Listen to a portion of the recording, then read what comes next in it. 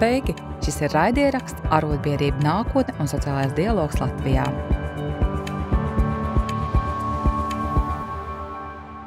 Mūsu raidieraksti kopumā ir 10 un tapuši sadarbībā ar Friedriha Eberta fondu Baltijas valstīs. Labdien! Šodien mums ir īpaša viese no Islandes, Gundaga Jaunleniņa. Par tēmu sociālais dialogs Islandē. Islandes modelis.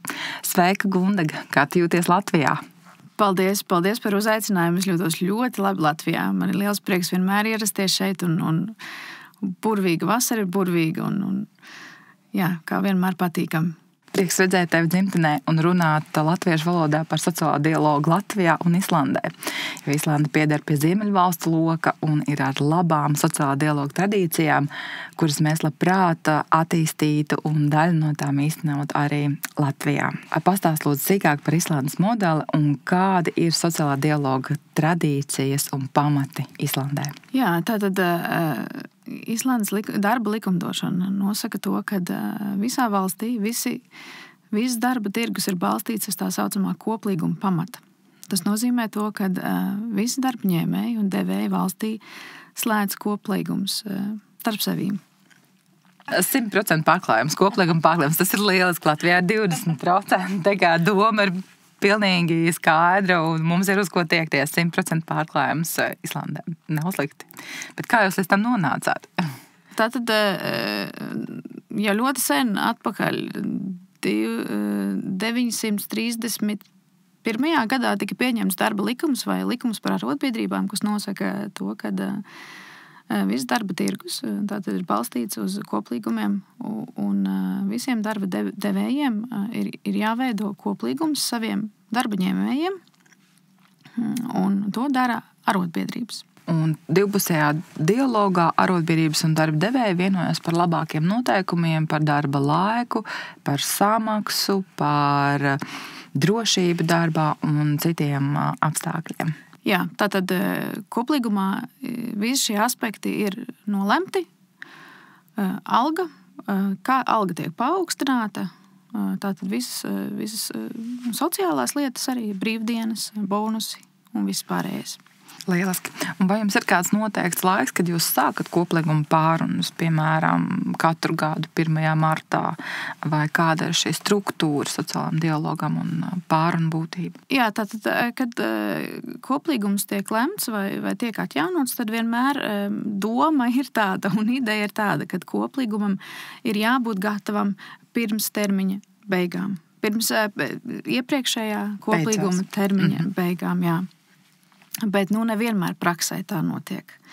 Ļoti bieži, ka tiek slēgti lieli līgumi, kuri attiecās ar ļoti daudz cilvēkiem, daudziem darba ņēmējiem. Mēs redzam sarunas, kuras ilgst vairākus mēnešus. Un tādā gadījumā ir spēkā iepriekšējais koplīgums līdz jau noslēgšanai. Jā, un ja ir lemts par algas palielinājumiem vai tādām lietām, tad tas parasti tiek rēķināts atpakaļ laikā. Skaidrs. Ar to brīdi, kad vajadzēja sākties jaunajam koplīgumam. Tātad parasti cilvēki vienkārši saņem vienreizējas izmaksas, algas palielinājumus tādā veidā, lai tie nosaktu šo laiku, kurus arotbiedrībām un darba devējiem, kā saka, šis laika posms tiek nosakts. Tā ir laba motivācija nevilcināt kolektīvās pārunas un noslēgt. Tā ir lieliski ideja, to ņemsim vērā. Jo īpaši tāpēc, ka Latvija pieder pie Ziemeļa Eiropas, ja mēs skatāmies geogrāfiski. Bet sociālā dialoga tradīcijās un tādai kultūrā līdzinamies vēl joprojām Austruma Eiropā. Un no šī mēs vēlamies izrauties burtā loka. Un, piemēram, mēs arī esam, kā Latvija, ratificējusi Starptautiskās darba organizācijas konvenciju par 13 konsultācijām. Neraugoties, ka mums ir šis starptautiskais ietvars līdzīgs, kāpēc tik atšķirīgas tradīcijas un izpildījums tavuprāt sociālajam dialogam? Es nezinu, vai es varētu šo jautājumu atbildēt, ja arī ļoti gribētu, bet tā, protams, varētu būt noteikti vēsturisks iemesls tam visam. Diemžēl, jā. Bet jau ir pagājuši 30 un vairāk un pasaule ir tik dinamiska un mainīga, un mēs ceram, ka šis pamats, kas ir vienāds, piemēram, Starptautiskā darba organizācija un labākie piemēri, ļaus tuvināties ziemeļu modelim ātrāk. Un tu minēji, ka Islandē ir ļoti labs darba likums. Vai tu varētu paraksturot vairāk, kas vēl ir tāda laba norma, ko varbūt mēs varētu paskatīties arī Latvijā, pārņemt no Islandes piemēra, lai veicinātu koplīgumus? Jā, tātad darba likums vai likums par arotbiedrībām ir tāda galvenā atslēga Islandes darba tirgus modelim. Un tas nodrošina šo arotbiedrību pastāvēšanu. Bez darba likuma arotbiedrības Islandē, es nezinu, vai, protams, ka pastāvētu kaut kādā līmenī, bet Islandes darba arotbiedrību struktūra ļoti spēcīga. Spēcīga un viņai ir daudz kā tā saucamās varas. Lieliski dzirdēt, ir uz ko tiekties. Un tas viss ir pateicoties tā saucamajam darba likumam vai likumam par arotbiedrībām. Un šajā likumā ir iekļautas ļoti, ļoti daudz dažādas lietas. Tās ir gan kā arotbiedrībām ir jāstrādā, viss par koplīgumiem, sarunu vešana un, protams, visi minimālie noteikumi. Ka mums vajadzētu uzlabot tiesisko rāmu un regulējumu arotbiedrībām, ir atbilde. Un kā? Irēna, ej un organizē. Tu esi arotbiedrības vadītāja, ej un organizē biedrus, viss ir tavās rokās. Bet tas tomēr nav tik vienkārši. Pat Ziemeļvalstīs ir tradīcijas, ir tiesiskais ietvers, kas ir labvēlīgs organizācijām, kas atbalsta kolektīvās pārunas, un ir tāds labs tramplīns organizēšanai, ja, ka nav viens klajā saucēja balss, bet ir valsts atbalsts tik nozīmīgam instrumentam, kā kolektīvās pārunas, jaunu koplīgumu slēgšanai un arī biedru iesaistē. Un vai tu vari minēt šo vienu no kroņa elementiem, manuprāt, ja ir noslēgts koplīgums, tas nozīmē, ka visi darbinieki, uz kuriem attiecās koplīgums, ir arī attiecīgās arotbiedrības biedri. Pareizi? Jā, pilnīgi pareizi. Tātad arotbiedrības vai arotbiedrību organizācijas slēdz koplīgumus ar darba devējiem vai darba devēju organizācijām. Tas ir ļoti atkarībā, kam šie koplīgumi tiek slēgti. Tātad automātiski visi, kas strādā zem šī konkrētā koplīguma, būs arotbiedrību biedri. Lieliski. Un cilvēki ļoti priecājās būt arotbiedrībās, tāpēc, kad viņi izjūt drošības sajūtu. Arotbiedrības ir organizācijas, kur darba ņēmēji vienmēr ir laipni gaidīti. Viņiem tiek palīdzēts jebkurā situācijā, vai tā ir juridiska palīdzība, vai padoms, vai ļoti vienkārši palīdzība izlasīt savu darba algas lapu visdažādākajās lietās. Saprast, kas tur ir algas lapā, jā. Jo darba tirgus var būt ļoti sarežģīts. Absolūti, tam es piekrītu, jo īpaši privātā sektorā. Jo, manuprāt, tas ir tikai loģisks novērtējums arotbiedrībai, kur ir noslēgus un panākus koplīgumu. Un vidēji Latvijā koplīguma slēgšana aizņem 2 līdz 4 gadi. Islandē ātrāk, bet es tā pieļauju, bet tas tāpēc, ka jums ir 100% pārklājums un jūs turpināt noslēgt tos koplīgumus, vai ne? Bet, ja noslēdz jaunu, cik ilgs ir koplīguma pārunu cikls no sarunām līdz koplīgumam? Ja tiek slēgts pilnīgi jauns līgums, tādā situācijā, ja tiek dibināts jauns uzņēmums un veidots jauns koplīgums, būtībā noteikti kādi daži mēneši, bet uzņēmums nedrīkst pieņemt darbinieku starpā un maksāt viņiem algu, ja koplīgums nav noslēgts. Līdz ar to tas ir visu interesēs šo līgumu noslēgt un sakārtot. Jo mums Latvijā ir fokus uz darba līgumu, tad nevar strādāt bez darba līguma. Ir prezumcija, ja pat kāds cilvēks strādā bez darba līguma, tad tiek pieņems, ka viņš strādā vismaz 3 mēnešus par minimālo algu, bet tas absolūti nav pietiekami. Man ļoti patīk Islandes modelis, ka nevar sākt darbu, ja nav koplīguma. Ja. Šī darba likuma uzbūve ir mazliet savādāk Islandē, tāpēc, ka arī privātajā sektorā ir uzņēmumi, kuriem ir tā saucamie individuālie līgumi, bet visi šie līgumi tā vai tā ir balstīti uz, ko mēs saucam par vispārējo koplīgumu. Un ja arī ir šādi individuāli līgumi, viņi vienmēr būs balstīti šī lielā koplīguma pamata. Līdz ar to darba ņēmējiem vienmēr būs visi šie minimālie noteikumi, ko nosaka šis 3-pusējais lēmums starp darba ņēmējiem, devējiem un valdību. Lieliski, mums arī ir trīspusējs lēmums, Nacionāla trīspušu padome, bet mums ir ļoti normatīva valsts. Tātad minimālā alga noteikti ar ministru kabineta noteikumiem, darba likums, ir likums par ārotbiedrībām, par streikiem, tas viss ir labi. Mums ir ļoti labs darba likums, bet ar to elementu, ka nav pietiekami attīstītas kolektīvās darba tiesības, un it īpaši uz ārotbiedrībām un organizēšanos.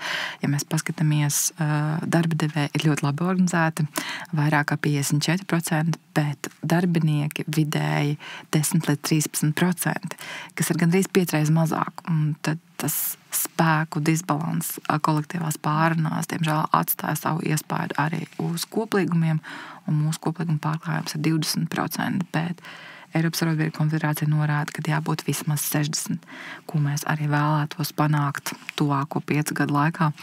Un kā dzirdam, ka var noslēgt koplīgumu arī 3 mēnešu laikā. Jā. Un mēs uz to ejam. Jā, ja ir pamats koplīgumam, tad to var izdarīt, jā. Pilnīgi noteikti. Bet, kā teica par šo labu organizēšanu un skaļu balsi, tad es domāju, ka tas ir tāds lielais darba ņēmēju koris koplīgumu slēgšanā. Tā ir liela vara, un neviens koplīgums Islandē netiek slēgts bez savu biedru piekrišanas. Un es domāju, ka tas ir tas lielais pluss Islandē, kad mēs kā darba ņēmēji, mums ir sava teikšana. Un tā tad arī, kad koplīgums tiek slēgts un viņš ir parakstīts, tad viņš iet balsošanā pie biedriem, un ja biedri nepiekrīt, tad mēs neesam darījuši pietiekoši labu darbu. Tad ir jāveic pārunas atkal, tad pārunas atvirzās atpakaļ un līdz jaunam koplīgumam.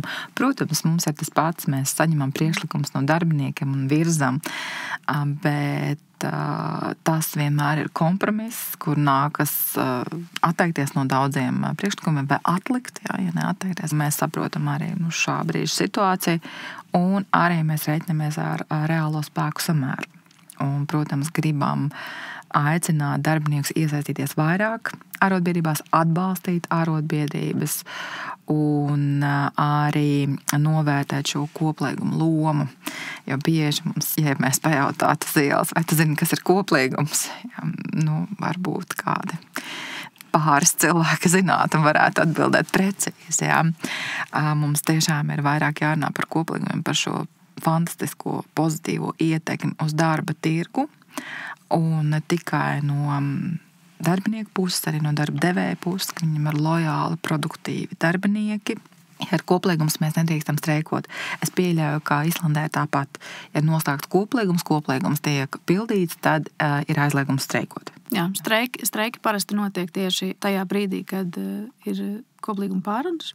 Kad darbiņš iepriekšējiem koplīgumam ir iztecējis, tad parasti notiek streiki, un Islandē notiek streiki. Zināsim, jā. Lūk, Latvijā šobrīd nevarētu teikt, ka ir daudz kolektīvās akcijas, bet ir un pārsvarā publiskā sektorā. Bet tas arī ir saistīts ar to, ka lielākā organizēšanās ir publiskā sektorā. Privātā sektorā mums tiešām ir vajadzīgs stimuls un atbalsts arī no tiesiskā regulējuma, lai mēs varētu noslēgt koplīgumus, lai mums būtu starts koplīguma noslēgšanai, jo pretējā gadījumā durvis ciet, un mēs vienkārši neredzam šo iespēju loku. Ja. Šeit atbalsts ir viennozīmīgi vajadzīgs no valsts puses, kā tas ir Islandē, piemēram, ar darba likumu un arotbiedrību likumu vai, piemēram, sociālo dialogu likumu. Ja. Mēs varam arī tādu likumu aplūkot. Lūk, un viens jautājums par vakcināciju, ja drīkst Islandē. Islanda ir viena no valstīm, kur ir vakcinācijas aptver gandrīz 100%. Pastāst lūdzu par situāciju, kādas bija diskusijas sabiedrībā, ko arotbiedrības darīja un kā šobrīd ir situācija salīdzinot ar Latviju. Tātad jau no paša sākuma, kad šis vīrus ienāca mūsu mazajā salā, tātad Islanda ir maza valsts.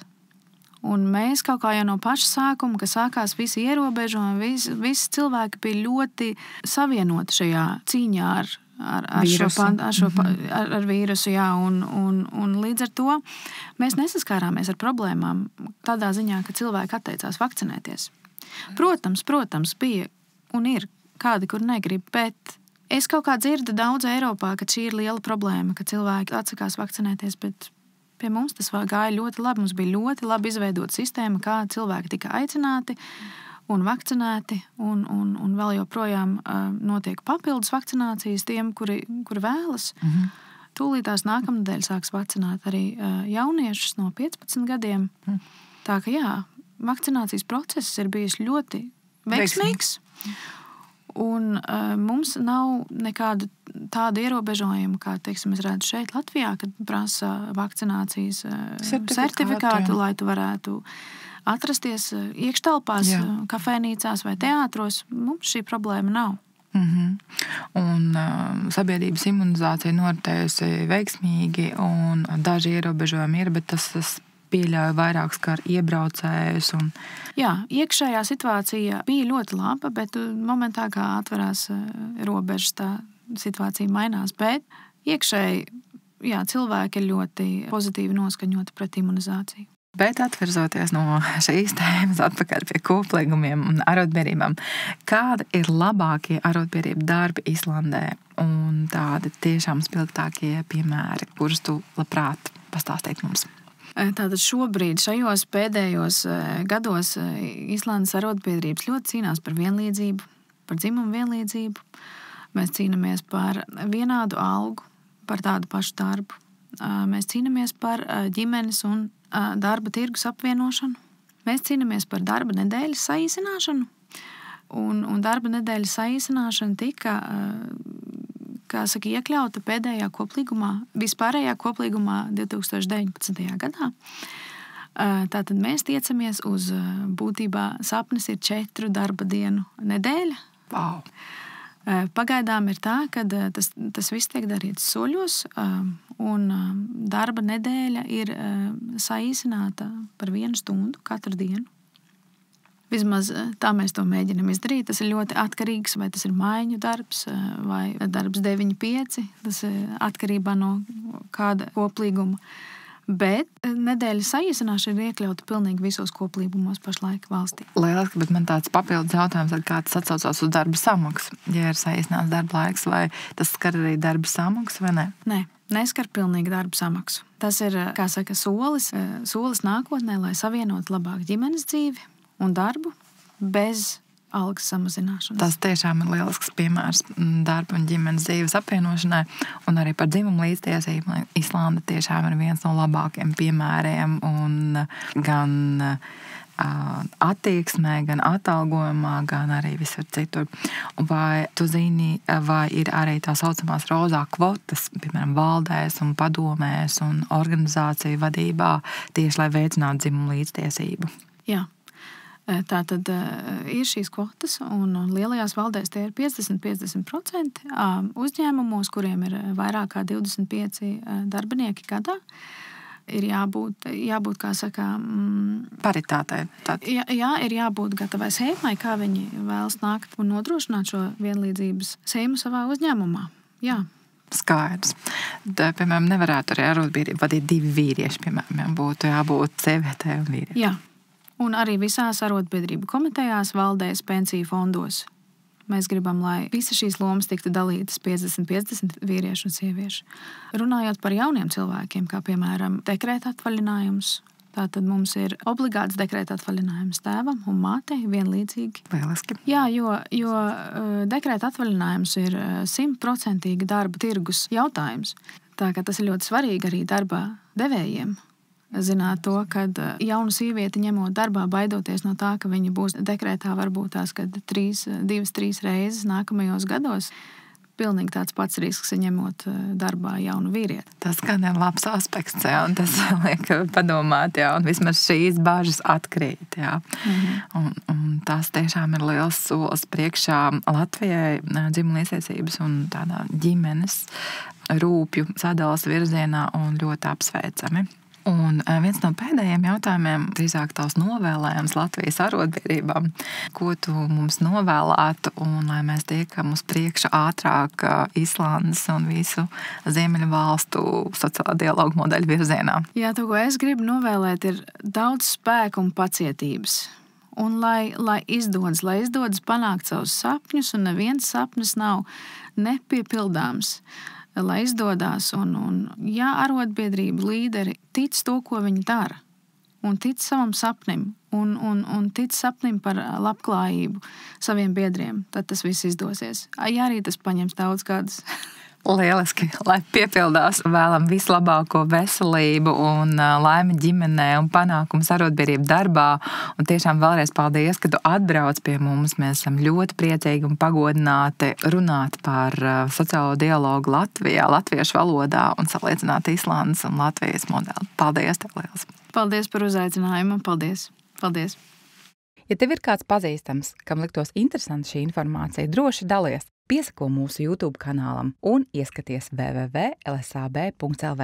Droši raksti lsab@lsab.lv un atjaunosim arotbiedrības kopā. Raidieraksts tapis sadarbībā ar Marana Productions.